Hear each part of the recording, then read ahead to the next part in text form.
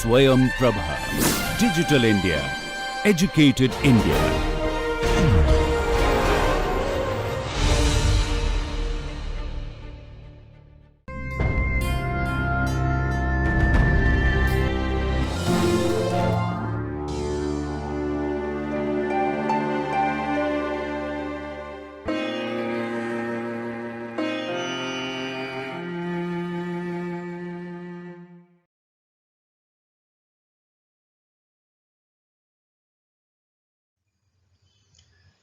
Hello students, this is Professor Ravin Zugade from Department of Chemistry, Rashtrasanta Tukadoji Maharaj, Nagpur University.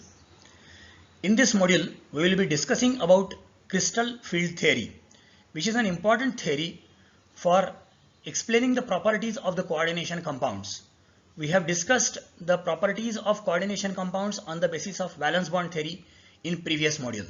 Now in this module, we will be discussing about a new theory called as crystal field theory. The outline of this module is postulates of crystal field theory or crystal field splitting in octahedral, tetragonally distorted octahedral, square planar and tetrahedral complexes, crystal field stabilization energy in octahedral and tetrahedral complexes, magnetic properties of the complexes and Jahn-Taylor distortion and absorption spectra of complexes, and some typical questions based on all these topics. So let us focus on our first lecture, in which we will be discussing about introductory part of the crystal field theory and what is crystal field effect. Now, similar to all other theories, crystal field theory also starts with some postulates. Let us discuss these postulates one by one and we will try to understand these postulates in details. The first postulate of crystal field theory is the ligands are acting as point charges or point dipoles. So ligands behave as point charges or point dipoles. What is meaning of this? We know that ligands are either negatively charged or neutral molecules. So if you have ligands like chlorido, bromido, cyanido, fluorido, they behave as point charges. Point charges are the dimensionless entity. So they behave as a negatively charged entity but with extremely small negligible size, as we define a point as a geometrical entity which has no length, no breadth, no height, or it is a dimensionless type of entity. Similarly, if the molecules are neutral, like we know that water, H2O molecule or NH3 molecule, they also act as ligands. So these ligands act as point dipoles. And what is a dipole? Dipole is a species where there are two separated poles or where there is a charge separation. Now this charge separation is a permanent separation of charges in this type of molecule where there is a electronegativity difference between oxygen and hydrogen, or similarly nitrogen and hydrogen. As a result, such type of molecule behave as a dipole like this. So if it is a dipole, it is not a large dipole but it's a point dipole, so again a dimensionless entity. So the first postulate says that the ligands act as point charges or point dipoles, that is the dimensionless entities. Second postulate says that ligands approach the central metal ion with negative terminal facing the metal ion. For example, if you have a metal ion, we know that metal is generally positively charged in most of the cases. In a few cases it is neutral, but in most of the cases the metal ion is positively charged ion, and the ligand which is negatively charged will approach the metal ion like this. Or if the ligand is a dipolar ligand, then it will approach the metal ion with negative terminal facing the metal ion. So there will be interaction between the metal ion and the negative terminal of the ligand. Third postulate is that interaction between the ligand and metal is purely electrostatic in nature. So when I say purely electrostatic, it means that ionic type of interaction is there. That is, we know that the metal ion has positively charged nucleus and electrons are revolving in various orbitals in this metal. So this is the metal ion consisting of positively charged nucleus and negatively charged electron. Now when the ligand, which is either negatively charged ligand or a neutral ligand but facing the negative terminal towards the metal ion, when this ligand will approach the metal ion, two types of interactions will arise. The first interaction is the attractive interaction with the nucleus, because nucleus is positively charged and ligand is approaching with the negative terminal.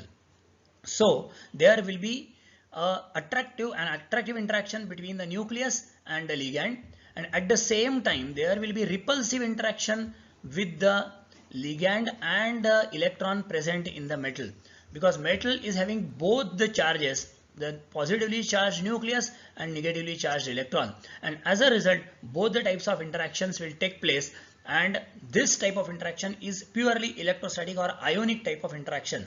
So attractive interaction because of the unlike charges and repulsive interaction because of the like charges.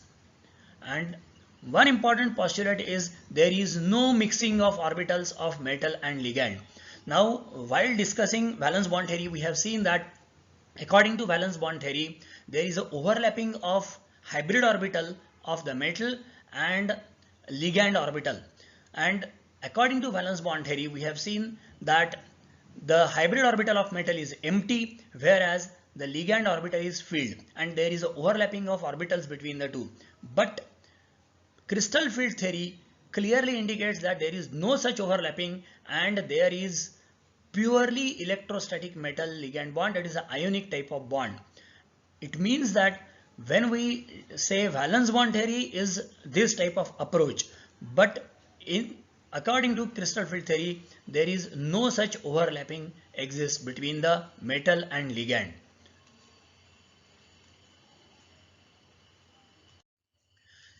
Now before going to crystal field theory approach, we will just get a glimpse of shapes of various d orbitals.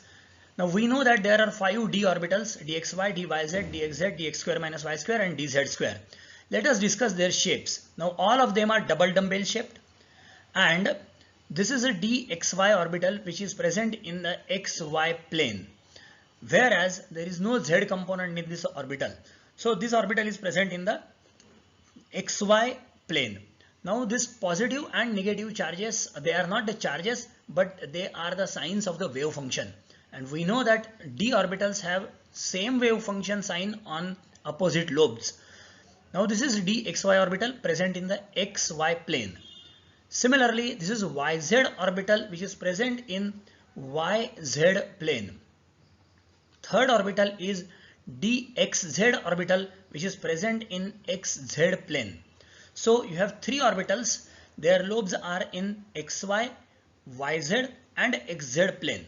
Now at the same time you will find that these lobes are directed in between the coordinate axis, that is the lobes of these orbitals are present between x, y, z axis. For example, if we consider dxy orbital, the lobes are present between x and y axis. dyz orbital, the lobes are present between y and z axis. Similarly, in case of dxz orbital, the lobes are present between x and z axis. Now remaining 2 orbitals, dx square minus y square. Now this orbital is definitely present in xy plane and the lobes are oriented along x axis and y axis. So this orbital has the lobes along the axis. Similarly, if we consider the shape of dz square orbital, in this case the lobes of this dz square orbital are along the z axis. So now we can have 3 orbitals with their lobes aligned in between the coordinate axis, whereas 2 orbitals have their lobes aligned along the coordinate axis. This is an important concept of shapes of d orbitals, and this will be playing a vital role while discussing the crystal field effect. Now if we combine all these 5 orbitals, they look something like this. So it's a complicated, or you can say complex type of structure of all the 5 orbitals combined together, and when the ligand will approach to this metal ion, there will be interaction with this metal d orbitals. Now, there is one more concept we need to discuss, that symmetrical versus unsymmetrical crystal field. Consider if there is a ball like this and we apply some forces on this ball. Now, if we apply equal forces from all the directions, what will happen to this ball? This ball will shrink in size because of the forces, and as a result there will be shrinking in size because of the external forces. But if we see these forces, they need to be extremely symmetrical forces from all the directions. So if there is symmetrical force from all the directions, definitely the energy of this ball will vary uniformly throughout. But if there are forces acting along specific directions, then the situation will be something like this, that there will be shrinking in some region and there will be expansion in the remaining region. This type of effect takes place when the crystal field is applied by the ligands on the metal d orbitals, and this type of effect we will be discussing in this crystal field theory concept. Now consider the octahedral complex. Now we know that in case of octahedral complex, the metal is surrounded by 6 ligands, and these 6 ligands form an octahedron around the metal ion. When I say octahedron, it is having 8 faces, not the vertices. It has got 6 ligands, so vertices are 6, but the faces are 8. So that's why it is called as a octahedron.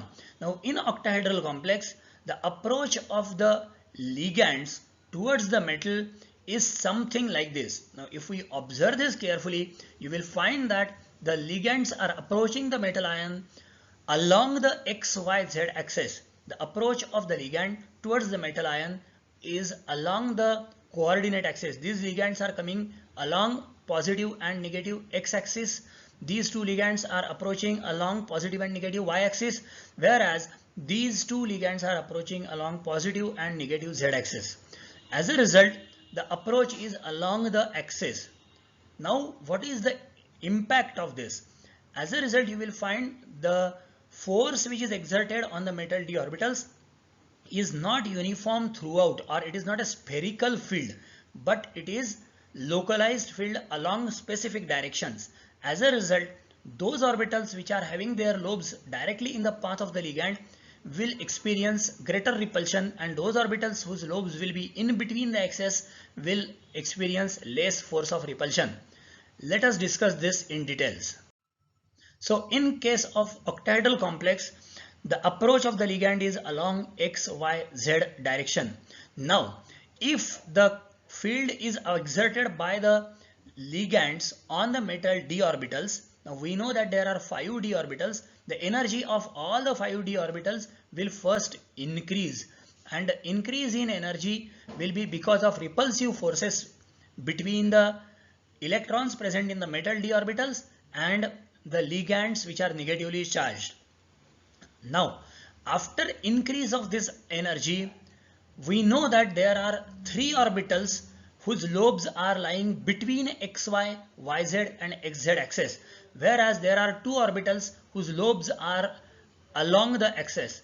So those orbitals whose lobes are lying along the axis will experience greater force of repulsion because the ligands are approaching along the axis. Hence, dx square minus y square and dz square orbitals, they experience greater force of repulsion, and as a result, their energy increases. On the other hand, the 3 orbitals dxy, dyz and dxz, their energy decreases because they do not experience that much greater repulsion because their lobes are aligned in between the axis, whereas the ligands are approaching along the axis. This is an example of perfectly octahedral complex CONH3 6 times 3 positive. Now, the energy difference between these two sets of orbitals. So now whatever orbitals are there, these 5d orbitals were said to be degenerate or equal energy orbitals. But when the octahedral crystal field is exerted by the ligands, then the splitting of d orbitals take place in 2 sets. There is a set of 3 orbitals over here and there is a set of 2 orbitals over here. The difference between these two sets, the energy difference between these two sets is called as crystal field splitting energy, denoted by symbol delta O. Delta means the difference and O stands for octahedral crystal field. Then there any electron which enters into the higher energy orbitals will be destabilized by a factor of 3 by 5 delta O. That is, there will be net gain of energy by a factor of 3 by 5 delta O, and each electron which enters into this dxy, dyz and dxz orbitals will be stabilized by a factor of 2 by 5 delta O. This 3 by 5 and 2 by 5 is coming out of the 5 orbitals, out of which 2 are getting destabilized while 3 are getting stabilized, and the net stabilization is 0, so that the center of gravity is maintained, and for that the net stabilization factor is 2 by 5 and net destabilization factor is 3 by 5. And the set of these two orbitals is called as the EG set of orbitals, whereas the set of these 3 degenerate orbitals is called as T2G set of orbitals. Now this EG and T2G are the symbols which are called as the spectroscopic symbols of doubly degenerate orbital with center of symmetry, and this is triply degenerate orbital with center of symmetry. This E stands for doubly degenerate set and T2 stands for triply degenerate set, and this G stands for Girardet, or what is called as the centrosymmetric set of orbitals. Similarly here also it is also a centrosymmetric set of orbital. So T2G and EG. So this is called as crystal field splitting of d orbitals in the presence of octahedral crystal field. When I say octahedral crystal field, it is the field or the force which is exerted by the ligands on the matter d orbitals. Now crystal field splitting in tetragonal and square planar complex. Now what is a tetragonal complex, or sometimes it is also called as tetragonally distorted octahedral complex. Now we have seen what type of splitting takes place in case of perfectly octahedral complex. But what happens if the symmetry is disturbed and the symmetry changes from perfectly octahedral to tetragonally distorted octahedral type of complex? Now what is a tetragonally distorted octahedral complex? Consider this example of CONH34Cl2. Now the two ligands which are chlorido ligands, they are weaker ligands as compared to NH3. As a result, these two or these 4 bonds are shorter bonds and these Cl or COCl bonds are longer bonds. As a result, we can say that the two orbitals or the two ligands along z-axis have been stretched away, and now the geometry has changed from perfectly octahedral to tetragonally distorted type of octahedral geometry. Now in this case, since the two ligands along z-axis have been removed away from the metal ion, then the energy of the orbitals which are having z component in them, for example this dz square orbital, dxz and dyz orbital. So these 3 orbitals which are having z component in them will decrease in their energy, and since these decrease in their energy, the remaining orbitals increase in their energy by the equal amount, and hence there is a further splitting of orbitals as shown over here. So dz square is getting stabilized while dx square minus y square is getting destabilized. The center of gravity is maintained. The net stabilization on this side is compensated by equal destabilization on this side. Similarly, dyz and dxz orbitals, they have their lobes along or in some side of z orbital as a result or z component in them, so they decrease in their energy, whereas dxy increase in its energy. The net increase in dxy is compensated by net decrease in dyz and dxz. So the decrease in energy of these two orbitals is half as compared to the increase in energy of this one orbital. Now there is one extreme case of this.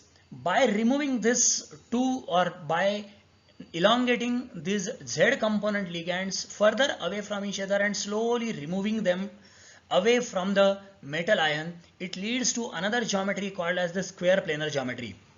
Now in case of square planar geometry, there is further stabilization of this dz square and further destabilization of dx square minus y square, because there is now minimum repulsion along the dz square orbital.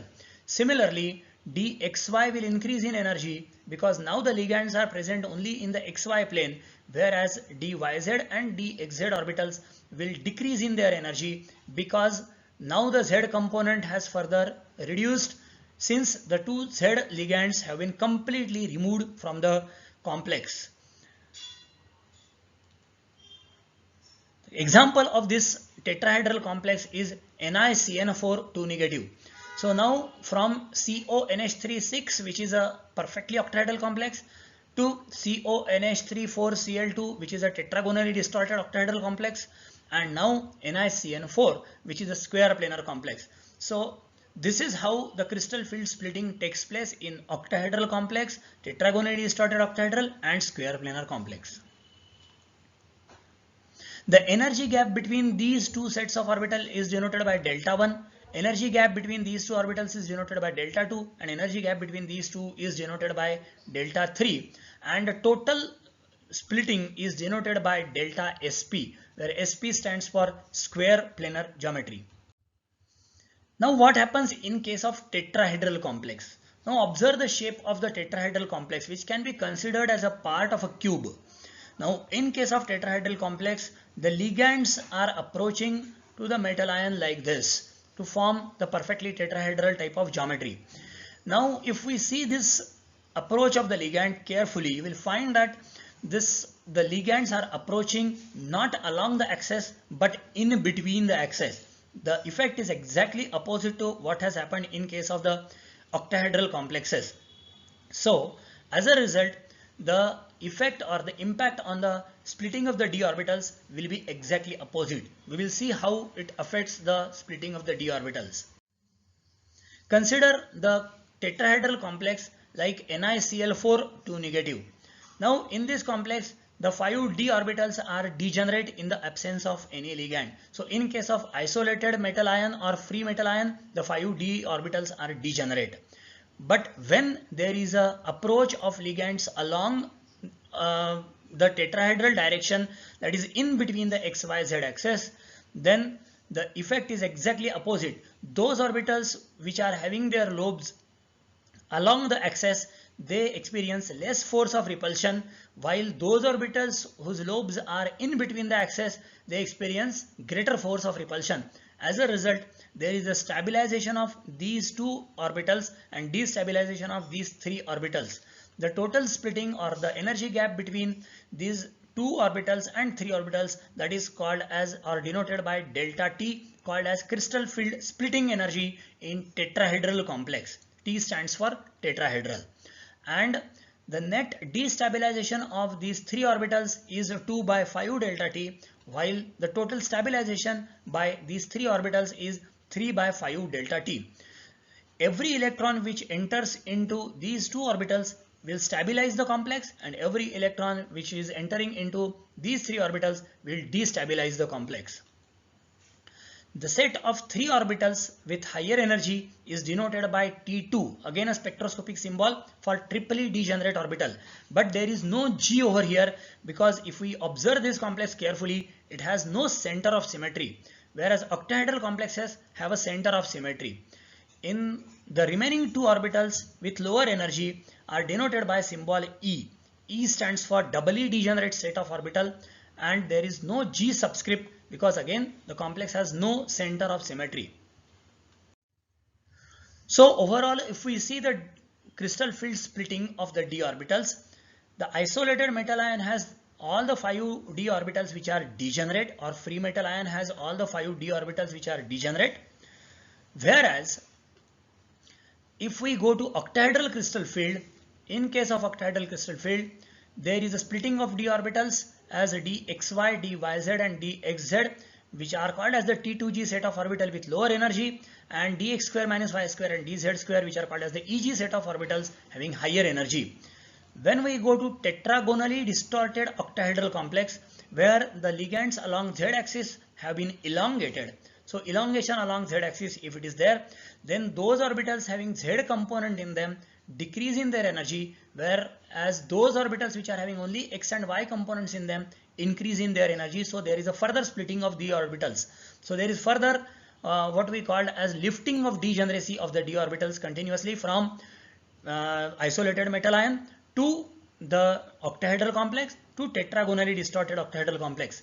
And when we move further to the square planar type of complex, there is a further splitting of these orbitals, and as a result you will find that there is net stabilization of dz square and dxz dyz having z component in them, while further destabilization of dxy and dx square minus y square orbitals.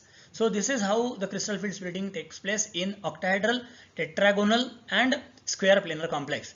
But in case of tetrahedral complex, the splitting is exactly opposite, because the approach of the ligand is in between the axis in contrast to all of these. So the splitting is dx square minus y square and dz square, which is called as the E set of orbital having lower energy, and T2 set of orbital with dxy, dyz and dxz orbitals having higher energy.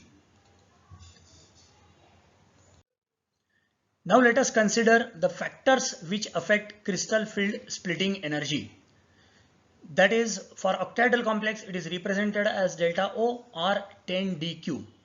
The first factor which affects the crystal field splitting energy or the extent of crystal field splitting is the nature of the central metal ion.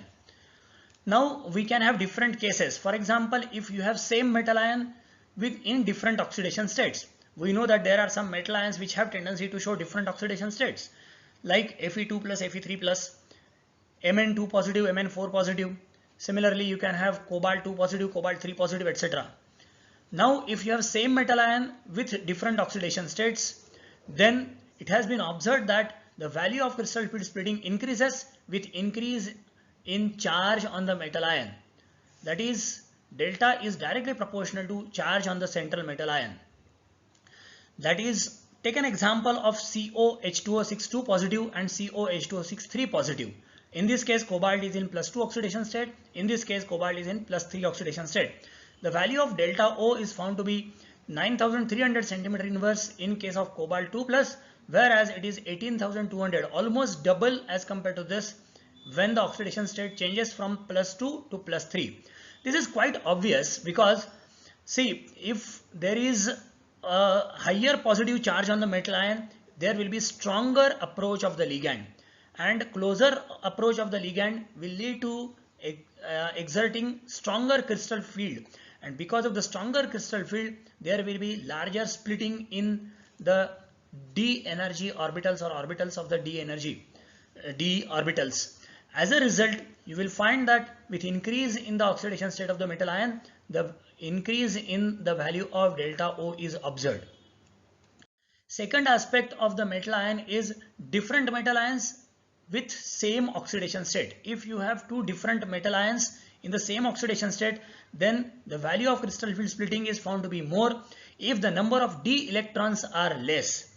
Consider, or in other words we can say that delta is inversely proportional to number of d electrons, provided different metal ions with same charges and same number of same charges or same oxidation state. Consider cobalt 2 plus and nickel 2 positive forming complex with aqua ligands. So hexa aqua cobalt 2 and hexa aqua nickel 2. In this complex, it has been observed that cobalt 2 is a D7 system, nickel 2 is a D8 system, and the value of delta O has found to decrease with increase in number of d electrons in such case. Third aspect of the metal ion is different metal ions with different charges but same number of d electrons. Now if the number of d electrons are same but the metals are different and the charge on the metal ion is also different, then it has been observed that delta increases with increase in charge on the metal ion. It is similar to the first factor, same metal ion with different charges or different metal ions with different charges. In both the cases, delta increases with charge on the metal ion. Consider the example of vanadium 2 positive and chromium 3 positive forming complex with aqua ligands. The number of d electrons in both the systems are 3, that is both of them are D3 system, vanadium 2 positive and chromium 3 positive, and the value of delta O is found to increase with increase in oxidation state. The fourth factor among the nature of the metal ion is quantum number of the d subshell. Now we know that there are three series of d orbitals which are generally involved in formation of complexes. The fourth series is less known, or it gives less number of complexes or less known complexes of fourth series is there. But the 3D, 4D and 5D series, they have a tendency to form a large number of complexes. Now when we go from 3D to 4D to 5D, the quantum number of d subshell changes, and it has been observed that the value of delta increases with increase in the principal quantum number. That is, principal quantum number of d subshell is larger, the value of delta is higher. Consider the example of amine complexes of cobalt 3 positive, rhodium 3 positive and iridium 3 positive. Now all of them have same number of d electrons, all of them have same oxidation state of the metal ion, and the only difference between them is the different metal ions are there with different quantum number of the d subshell. In this case, we will find that when you go from 3D to 4D to 5D, the value of delta O continuously goes on increasing. So this is the effect of the quantum number of d subshell. It means that the 4D and 5D orbital electrons, they interact with the ligands to the greater extent as compared to 3D. Then the second factor which governs the crystal field splitting is the nature of the ligand, also called as the spectrochemical series. Now delta value increases with increase in the strength of the ligands. While discussing valence bond theory, we have said there are something called as the strong field ligands and some of them are weak field ligands. Now according to Fajans-Tsuchida series, on the basis of relative powers of the ligands to split the crystal field, the ligands are arranged in a series, and that series is called as the spectrochemical series or Fajans-Tsuchida series. Now these are a few ligands, or these are the common ligands which we normally come across in spectrochemical series. You will find that on left hand or on extreme left side you have iodide, or what is called as the iodo ligand, whereas on extreme right side we have cyanido or carbonyl ligand. Now the left side of this are the weak field ligands and the right side of this are strong field ligand.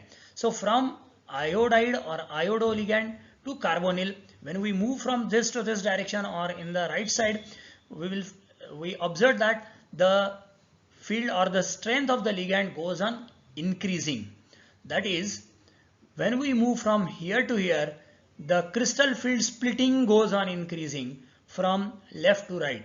Larger and larger crystal field splitting is observed with increase in the strength of the ligand.